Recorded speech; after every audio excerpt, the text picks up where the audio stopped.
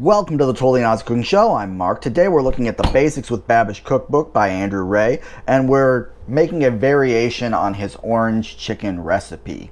You may have seen this on Binging with Babish's sugar chicken, only we're using beef and we're changing up a couple things because I'm gluten-free, and also I forgot to buy a bird's eye chili, so we're going to have to improvise, but that's okay. Orange chicken was invented in 1987 for Panda Express in Hawaii. Yeah, let that sink in. It might be based on a much older Hunan dish called dried citrus peel chicken, but I have no way of verifying that. Regardless, we're making some beef. Okay, so I got this London broil on sale. We're going to slice it against the grain. And we're going to go kind of thin. This one's a little too thick, but these are kind of perfect. Next up, I'm going to wash my meat, which is something that not everybody does for stir fry, but Kenji Lopez has some great arguments as to why you should do it. I'm going to leave a couple links in the description below. No pressure. Back in a sec. Okay, now it's time to marinate. I'm going to take a tablespoon of dry sherry, slightly more than a tablespoon, whoopsie doodle. I'm also going to take a tablespoon of rice vinegar. If you want to be more authentic, use Shaoxing cooking wine instead of the sherry. I can't have that because it's more like a beer than like a wine. Gluten. Next, we're adding 2 eggs. Now we're going to go ahead and whisk them together. Should come together pretty quickly. And we're going to go ahead and add our beef. Give it a good mix so that everybody is comfortable in the tub. We're going to let that rest for half an hour in there while we work on other things. At this point, my lav mic gave out, so we've got to do it voiceover style, which is weird for this channel. Anyway, we need to make an oleo sacrum. That's Latin for sugar oil, or oil sugar. You're going to save 2 oranges and juice them so you can have that orange juice. I don't know what I'm doing with my hands here, but I am telling Jerkins to go ahead and roll the footage right now. Okay, now we're going to travel back in time to yesterday and make the oleo sacrum. So we're going to start by taking a paring knife and peeling the oranges.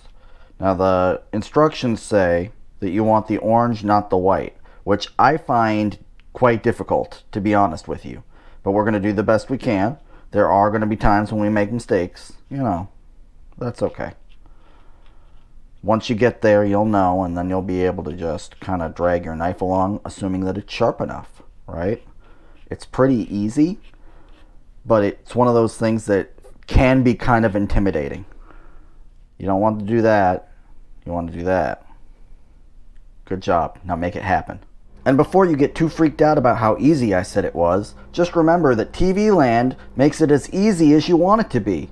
With that being said, this is an oleo sacrum. The oil is in the orange part, and the white part is kind of bitter. So, do with that information what you will. I'm not going to spend ages doing this, but I am going to do some touch-ups. Full disclosure. Regardless of how crazy you want to be, you don't have to be this crazy. Babish wasn't this crazy. You're going to take 1 cup of sugar, and you're going to dump it on top.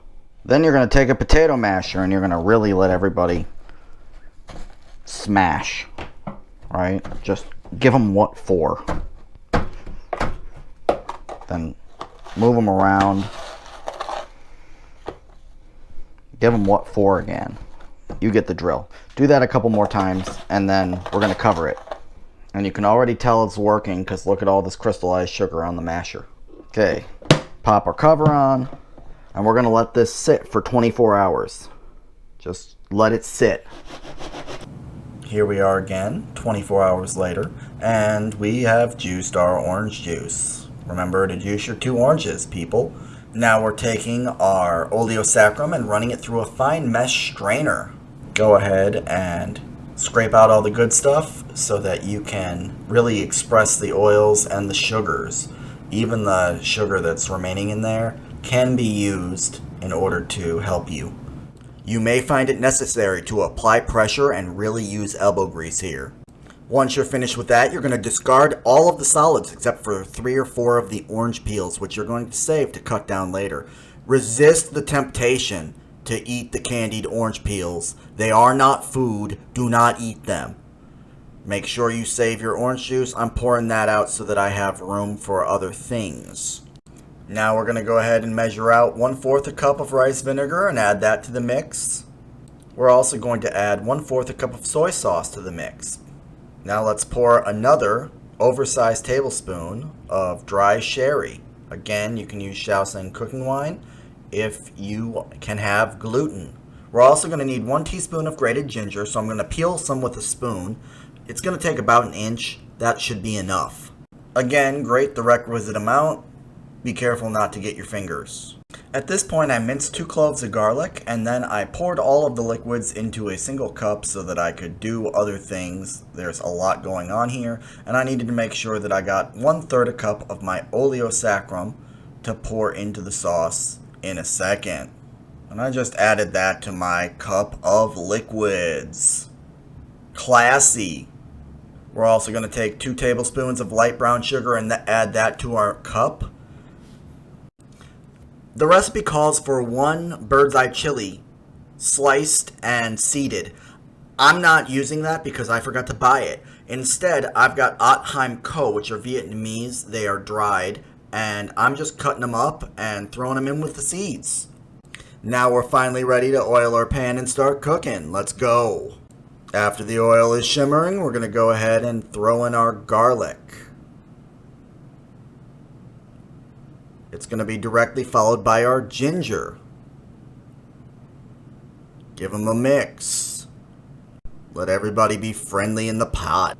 Once it smells like garlic and ginger, we're going to go ahead and add that whole cup of stuff that I mixed together earlier, taking care to scrape out the brown sugar and orange sugar residue at the bottom that you get when you start just randomly putting stuff in cups. Finally, we're grabbing all of that orange zest and we're just throwing it in with reckless abandon. Now we're going to go ahead and thinly slice some scallions so that we have them later when we need them. With that done, we're going to take 2 cups of potato starch and put it in our preferred vessel for dredging. Go ahead and do that. Now we're going to add 1/2 teaspoon of white pepper to the mix, followed by 1/2 teaspoon of baking powder.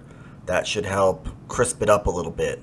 And why not add 1/4 teaspoon of MSG? Go ahead and whisk that all together with a medium-sized whisk, and we should be good to go. Now it's time to just start dropping our meat into our dredge. You know how to do that. Simple.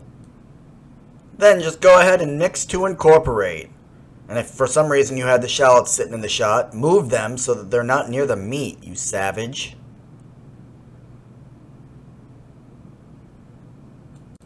Before it's too long, everybody should be mixed together nicely and ready to go. And at long last, our beef is ready to go for a swim in 8 cups of 350-degree peanut oil. Don't forget to grab your spider and noodle it around to make sure that they don't stick together. Earlier batches are more prone to wanting to stick together than later batches. And you're just going to keep that going until it's crisp and golden. Once the outsides look like they're done, you can go ahead and pull them because the beef is thin enough it will pretty much be cooking itself. While the beef is finishing, I'm going to take 2 tablespoons of cornstarch and pretend to mix it with 2 tablespoons of water. I already did it once off camera, and I was pretending to try to make it work, and without the audio, I just look kind of like a putz. If you've never cooked with potato starch before, notice that it gets kind of white and potatoey on the sides. It's fine, that's how it's supposed to look. Now we're coming back over to the stovetop to finish up our sauce. We're bringing it back up to a boil, and then we're adding our cornstarch slurry. You might also take this time to add the 1/4 to 1/2 a teaspoon of MSG to the sauce that I forgot earlier. The sauce will tighten up a lot faster than you think it will, so keep stirring, don't walk away, you don't want it to burn. And before too long, it will be sugary, sweet, and quite tight, so you're going to be ready to mix in your beef. You don't need to get too fancy with this, just grab the beef and drop it in the pot. I can smell it already. Then you're just going to stir it round. Yeah. You stir me right round, spoony, right round, like orange beefy, spoony, right round, round, round. You know, that kind of thing, if you're so inclined. Hit it with the sliced scallions and serve it over a bed of rice, and we're ready to present. Look at that. You can smell it through the screen. Smell-o-vision. Lean in and sniff. Isn't that great? Thank you for joining me for this very special technical difficulties version of the show. We got through it anyway, though. Like, subscribe, ding that little bell. Maybe leave a comment down below and let me know how I'm doing. And I'll see you next Wednesday. Bye.